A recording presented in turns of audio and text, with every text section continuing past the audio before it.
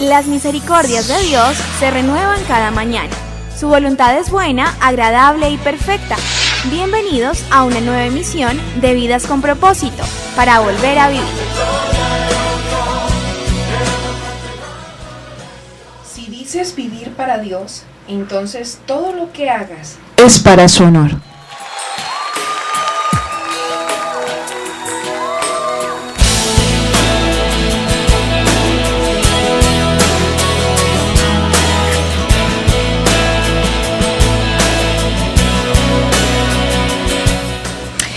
Hola, muy buenos días. Bienvenidos una vez más a Vidas con Propósitos para volver a vivir.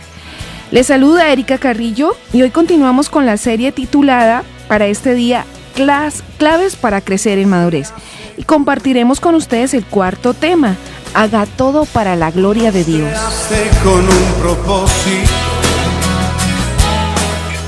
Nos acompaña Ángelo Becerra, pastor de la comunidad Vida con Propósito, quien responderá a este tema. Muy buenos días, pastor. Buenos días, Erika, y buenos días, estimado oyente. Esperamos que con la emisión de hoy seamos de edificación para su vida y que usted le pueda dar la gloria a Dios en todo lo que usted haga. Y con nosotros, como siempre, Oscar Plata, líder de la comunidad Vida con Propósito en Bucaramanga. Buenos días, Erika, y buenos días a cada uno de los oyentes de este espacio. Queremos recordarle que usted puede volver a escuchar los programas de Vidas con Propósito a través de nuestro canal en YouTube, escribiendo en el buscador de esta página Comunidad Vida con Propósito. Allí encontrará los diversos temas y series emitidas en este espacio. Lo puede hacer en cualquier horario y compartirlo también a otros. Al igual, usted nos puede escuchar en vivo a través de la internet. Usted puede ingresar a radioprimavera.com y también al Facebook de Radio Primavera, donde puede escucharnos en vivo. Hay dos opciones. Está la parte de video en vivo y audio en vivo. Usted puede escoger y nos escucha también cada mañana aquí en Vidas con Propósito. Estás escuchando Vidas con Propósito, para volver a vivir. Hasta ahora hemos visto 3 claves que nos ayudarán a crecer en madurez. El primer tema ya emitido: guíe sus pensamientos por la palabra de Dios. El segundo: controle sus malos deseos por el poder de Dios. Y el tercero: incorpore acciones santas por el Espíritu de Dios. En esta oportunidad vamos a ver una cuarta clave que no puede faltar a la hora de crecer en madurez. Haga todo para la gloria de Dios. Pastor Ángelo, ¿en qué texto bíblico se basa esta enseñanza y en forma general, qué nos quiere comunicar por medio de este principio? Haga todo para la gloria de Dios. Bueno, le contesto la primera parte de su pregunta. Se basa esta enseñanza, este tema que vamos a ver, en 1 Corintios 10:31. Dice así: en conclusión, ya sea que coman o beban o hagan cualquier otra cosa, háganlo todo para la gloria de Dios. Y bueno, ¿qué vamos a ver? ¿Cuál es la enseñanza que transmite este pasaje? Según el apóstol Pablo, y respetando lo que dice el contexto de este pasaje, el cristiano maduro se diferencia del inmaduro en que es capaz de vivir en función de otros y de los intereses de otros antes que los intereses propios. El cristiano maduro, podríamos decir, que piensa en los demás y les da un alto valor, al punto de no hacer algo que le resulte en perjuicio de las convicciones que ellos tienen. Eso lo hace un cristiano maduro. Como todo texto fuera de su contexto es un protesto, entonces revisemos, pastor, ¿cuál es el contexto de este pasaje? El contexto de este pasaje está hablando de la libertad que tiene el cristiano. Y el apóstol Pablo está dando directrices de los cuidados que debemos tener con esa libertad. Y es bueno revisarlo porque muchos cristianos hoy quieren abusar de la libertad que el Señor nos da en su palabra. Hay cosas que la Biblia expresamente no habla, no menciona. Y como la Biblia no lo menciona, entonces muchos cristianos se sienten en libertad para hacer o dejar de hacer ciertas cosas. Entonces yo creo que hacer una revisión a este pasaje nos ayudará a crecer en madurez para amar y respetar al que piensa diferente a mí y por ese amor y ese respeto entonces yo me voy a abstener de hacer cosas con el propósito de no herir su conciencia. Primero a los Corintios 10, 23 al 33, que es donde está el contexto, vamos a leerlo. Dice así: todo está permitido, pero no todo es provechoso. Todo está permitido, pero no todo es constructivo. Bueno, quiero aclarar ahí el todo. Ahí todo no se refiere a todo. Pablo está hablando en el contexto de lo que la palabra no registra, en lo que la palabra no expresamente no habla, no da órdenes. Entonces, frente a lo que la palabra no da órdenes, había un pensamiento en los corintios y era que todo estaba permitido. Si la palabra no prohíbe, entonces todo está permitido. Ahí es donde Pablo está hablando. Dice, todo está permitido, pero no todo es constructivo. O sea, cuando el mandamiento no es explícito. Cuando el mandamiento no está claramente explícito, como dice usted, ahí en las escrituras, entonces todo estaba permitido. Versículo 24 sigue diciendo que nadie busque sus propios intereses, sino los del prójimo. Coman de todo, bueno, ahí ya está el principio, ¿no? El principio que está transmitiendo, principio teológico que permanece en el tiempo, es que yo no voy a buscar mis propios intereses, sino los intereses de los demás, del prójimo. Y ahora sí, en el versículo 25 va a hablar el problema de Corinto, de esta iglesia en el siglo I. Coman de todo lo que se vende en la carnicería, sin preguntar nada por motivos de conciencia, porque del Señor es la tierra y todo cuanto hay en ella. Si algún incrédulo los invita a comer y ustedes aceptan la invitación, coman de todo lo que les sirvan sin preguntar nada por motivos de conciencia. Ahora bien, si alguien les dice, esto ha sido ofrecido en sacrificio a los ídolos, entonces no lo coman, por consideración al que se lo mencionó y por motivos de conciencia. Me refiero a la conciencia del otro, no a la de ustedes. ¿Por qué se ha de juzgar mi libertad de acuerdo con la conciencia ajena? Si con gratitud participo de la comida, ¿me van a condenar por comer algo por lo cual doy gracias a Dios? En conclusión, ya sea que coman o beban o hagan cualquier otra cosa, háganlo todo para la gloria de Dios. No hagan tropezar a nadie, ni a judíos, ni a gentiles, ni a la iglesia de Dios. Hagan como yo, que procuro agradar a todos en todo. No busco mis propios intereses, sino los de los demás para que sean salvos. Eso es madurez cristiana, buscar los intereses de los demás para que sean salvos. Pastor, vivir de esta manera que presenta el apóstol Pablo, ¿no nos estaría motivando a que vivamos una vida de forma hipócrita? Mire, Erika, una persona hipócrita es aquella que finge una cualidad, que finge un sentimiento o una virtud o quizás una opinión que no tiene. Y no estamos hablando de hacer nada de eso. Así que pues no se trata de hipocresía, se trata es de amor verdadero, de interés genuino por la otra persona. El cristiano maduro se abstendrá de hacer todo lo que le permite su libertad en Cristo, con tal de no hacer daño a aquel cristiano que no tiene clara dicha libertad. Inclusive el cristiano maduro pensará en las expectativas de los no cristianos, y eso lo muestra el pasaje que acabamos de leer, y tratará de no defraudar lo que ellos interpretan debe ser el comportamiento de un seguidor de Jesús. Entonces, si un inconverso, una persona que no es cristiana, cree que un cristiano no debería hacer cierta cosa y el cristiano lo sabe, entonces él se va a abstener de hacer esa cierta cosa que el inconverso piensa que él no debería hacer.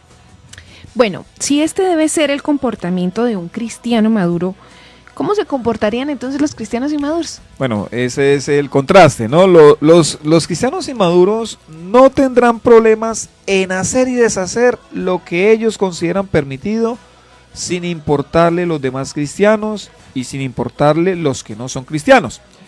El inmaduro más o menos dice o piensa así: yo vivo para Dios y de mala lo que piensen los demás. Así es el inmaduro, o sea, él no tiene en cuenta que está en una comunidad. Esa expresión pues es una expresión de bastante inmadurez y en nada refleja el carácter cristiano. Y por lo general el cristiano inmaduro con esa expresión se excusa para agredir la capacidad de entendimiento de su prójimo.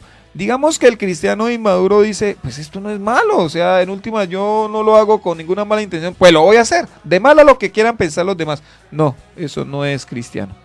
Pastor, podríamos decir que lo que está haciendo el apóstol Pablo es protegiendo la conciencia débil de los cristianos. Claro que sí, y no solo a los cristianos, sino inclusive de los que no lo son.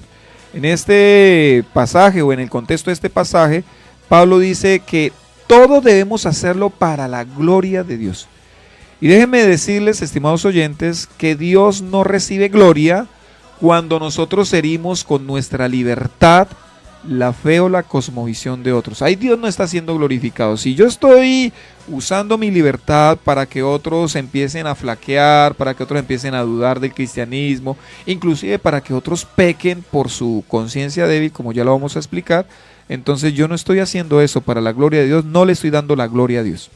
Pastor, regálenos un ejemplo de cómo aplicar ese principio para no herir la conciencia débil de otro hermano, de otro cristiano. Bueno, claro que sí, pero espero que con mi respuesta no hiera la conciencia de nadie. Ni que los cristianos débiles se sientan ofendidos, ni que los cristianos fuertes o que se creen muy fuertes no usen esta respuesta para pecar. Pero bueno, voy a atreverme a dar un ejemplo. Un ejemplo que podría ilustrarnos esto es el beber vino. Y bueno, aclaro, beber vino, según la Biblia, no es pecado. El pecado, con toda claridad, en la Biblia se muestra que es la embriaguez, ya sea con el vino o con cualquier otra bebida alcohólica. Pero en Colombia, aún muchos cristianos consideran pecado, como algo pecaminoso, el beber vino, cualquiera sea la cantidad, incluso si se da en un ambiente familiar donde no se va a terminar en la embriaguez. Y ahí hay que tener mucho cuidado, ¿no? Podría ser que un cristiano maduro, entre comillas, entiende que no hay ningún problema en beber una copa de vino, en quizás alguna celebración familiar, un matrimonio, un grado. Y por lo tanto, como él no le ve ningún problema en hacerlo, él lo hace. Lo que yo estoy acá intentando decir es que desde la óptica del apóstol Pablo, tal cristiano en realidad será maduro si por consideración a otro cristiano o a algún familiar o amigo que no es cristiano y que está en dicha celebración, entonces él termina absteniéndose de beber esa copa de vino.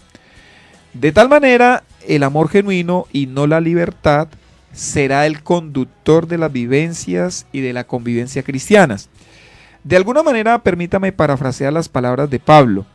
No porque algo no es pecado, entonces yo lo voy a hacer. Es lo que está diciendo el apóstol Pablo. El cristiano maduro sencillamente ya no vive para sí, sino que vive para aquel que dio la vida por él. Pero, y aquí hay un gran pero, no podría vivir para la gloria de Cristo este cristiano si tiene en poco la fe de los demás y no procura con sus acciones que los perdidos reciban luz para salvación. Nosotros debemos ser cuidadosos con la libertad cristiana. Estamos en Vidas con Propósito en el dial 1020 AM y por internet a través de radioprimavera.com. Haga todo para la gloria de Dios, es el tema que estamos compartiendo en esta mañana. Pastor Ángelo, en cuanto a este tema que nos habla el apóstol Pablo en el primer capítulo, el capítulo 10 de Corintios, de la primera carta a los Corintios, si yo quiero hacer todo para la gloria de Dios, entonces veamos qué debo hacer. Decida hacer lo que edifique. Si algo no edifica, pues entonces no lo haga. Así eso no sea pecado, pero si no edifica, no lo haga. Vea lo que dice primero a los Corintios 10, 23 al 24. Todo está permitido, pero no todo es provechoso. Oiga, esto algunos no lo entienden, que no todo es provechoso, aunque quizás está permitido. Sigue diciendo el texto. Todo está permitido, pero no todo es constructivo. La Reina Valera dice no todo edifica. No todo edifica, la Reina Valera del 60. Sigue diciendo aquí el versículo que nadie busque sus propios intereses, sino los del prójimo. Oiga, si tan solo los cristianos viviéramos bajo este principio, tendríamos mejores relaciones cristianas. Vea, cuando el apóstol Pablo escribe la primera carta a los Corintios, había un problema cultural y religioso. ¿Cuál era? La comida sacrificada a los ídolos. Corinto pues era una importante y próspera ciudad griega. El apóstol Pablo pasó allí durante 18 meses en su segundo viaje misionero y plantó allí una iglesia, que es la iglesia a los Corintios. Hechos 18 relata la obra de Pablo allí durante ese tiempo con bastante detalle. Al terminar la visita a Corinto, Pablo pues se marchó para visitar Éfeso, Jerusalén, Antioquía y Galacia. Después de salir de Corinto, Pablo escribió una carta a estos cristianos, pero esa carta se había perdido. En esa carta él ya les había dicho que no se relacionaran con personas inmorales, pero esa carta se perdió. Entonces Pablo escribe lo que hoy conocemos como Primera a los Corintios para responder básicamente a dos cosas. La primera era dar un informe de la gente de Cloé sobre los problemas en la iglesia de Corinto. La segunda se trataba de temas presentados por los cristianos corintios en una carta que le habían escrito a Pablo. En esta carta entonces Pablo se dirige a esos problemas por medio de la enseñanza apostólica, les está dando respuestas a las preguntas que ya le habían hecho previamente. En los capítulos 1 al 6 de Primera a los Corintios, Pablo habló de los problemas que la gente de esta iglesia presentaba. En el capítulo 7 empezó a dirigirse a las cosas que le habían escrito, temas que los cristianos ya le habían preguntado a Pablo. Básicamente en el capítulo 7 responde el tema del matrimonio, si es bueno quedarse solo y demás. Y del capítulo 8 al 11, Pablo presenta la respuesta si era permitido que los cristianos comieran carne que había sido sacrificada a los ídolos. Básicamente él va a resolver ese problema en esos capítulos. Pastor, amplíenos un poquito eso de cuál era el problema del consumo de carne. Bueno, en Corinto mucha de la carne disponible para el consumo humano había sido sacrificada a los ídolos griegos. Típicamente parte de la carne era quemada en el altar, otra parte se reservaba para los sacerdotes de estas cosmovisiones religiosas, otra era consumida por los que hacían los sacrificios y el resto se ponía a la venta. De la carne disponible para vender, pues parte se servía en los templos, obviamente templos paganos, a estilo restaurante, estilo buffet, y el resto se vendía en los mercados de la ciudad. Aunque estaba claro que la carne servida en los templos había sido sacrificada a los ídolos, era un poco más difícil y a menudo imposible determinar el origen de la carne que se vendía en las plazas de mercado. O sea, no se sabía si había sido sacrificada a los ídolos o si era carne normal que no había sido dedicada a los ídolos. ¿Y qué significaba esta situación para los cristianos? Bueno, para los cristianos en Corinto este problema tenía dos dimensiones. Primero, se permitía comer esta carne en el recinto del templo pagano. Esa era el interrogante, si se podía permitir. Y si era permisible comprar carne sacrificada a los ídolos y comerla en casa, la que se vendía en los mercados. Comer carne dentro del recinto del templo pagano pues presentaba un problema particular porque los cristianos nuevos en la fe, al ver que cristianos más antiguos comían carne dentro de un templo pagano, pues casi seguro pensarían que esos cristianos antiguos se estaban involucrando en la alabanza de los ídolos, o sea, le estaban rindiendo culto a los ídolos. Comer carne en casa, aún carne sacrificada a los ídolos, bueno, no se interpretaría de la misma manera. Había como esa confusión y es lo que Pablo está tratando de aclarar en estos capítulos. ¿Cuál era el argumento que utilizaban los cristianos antiguos para comer carne sacrificada a los ídolos? Bueno, los cristianos antiguos o que se creían maduros era todo me estaba permitido, ¿cierto? Como no había ningún registro bíblico de que estuviera prohibida el consumo de carne sacrificada a los ídolos, entonces ellos decían todo está permitido.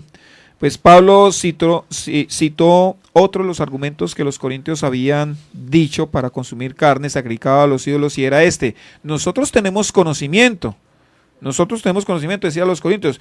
¿Conocimiento de qué? De que un ídolo nada es. Pero Pablo es enfático en revelar un principio que todos los cristianos deberíamos tener presente. El conocimiento envanece.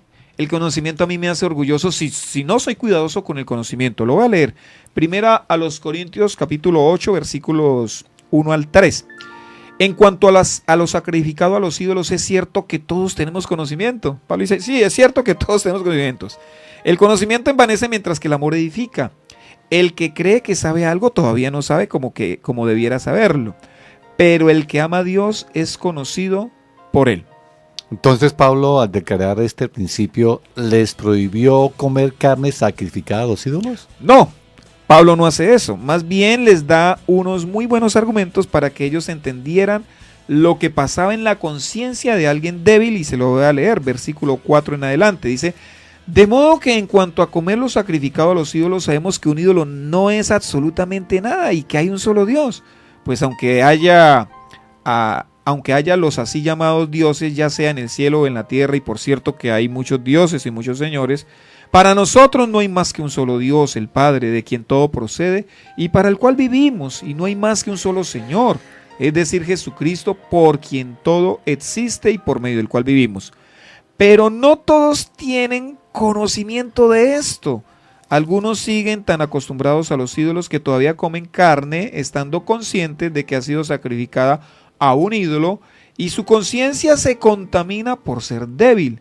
Pero lo que conocemos no nos acerca a Dios, ni somos mejores o peores por comer o no comer. Aquí Pablo le está explicando a los antiguos, a los cristianos antiguos o supuestamente maduros, que deben tener cuidado con la conciencia del débil, con aquella persona que podría comer carne sacrificada a los ídolos y contaminarse en su corazón, porque el saber que era sacrificada a los ídolos le dañaba su interior, le causaba tropiezo en su interior.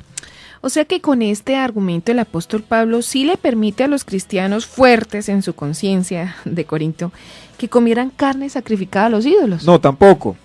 Pablo manejó este asunto, digamos, con mucho tacto, con un tacto delicado. Él habló que los cristianos fuertes con su conducta podrían poner tropiezo a la conciencia de los cristianos débiles, y de esta manera podría exponerlos al pecado. Se lo voy a leer. A lo mejor era abstenerse. Abstenerse es lo que Pablo en últimas quiere enseñar, pero que entiendan por qué se van a abstener. No porque sea pecado, sino por la conciencia del otro. Sin embargo, versículo 9 dice: sin embargo, tengan cuidado de que su libertad no se convierta en un motivo de tropiezo para los débiles. Porque si alguien de conciencia débil te ve a ti, que tienes este conocimiento, comer en el templo de un ídolo, ¿no se sentirá animado a comer lo que ha sido sacrificado a los ídolos?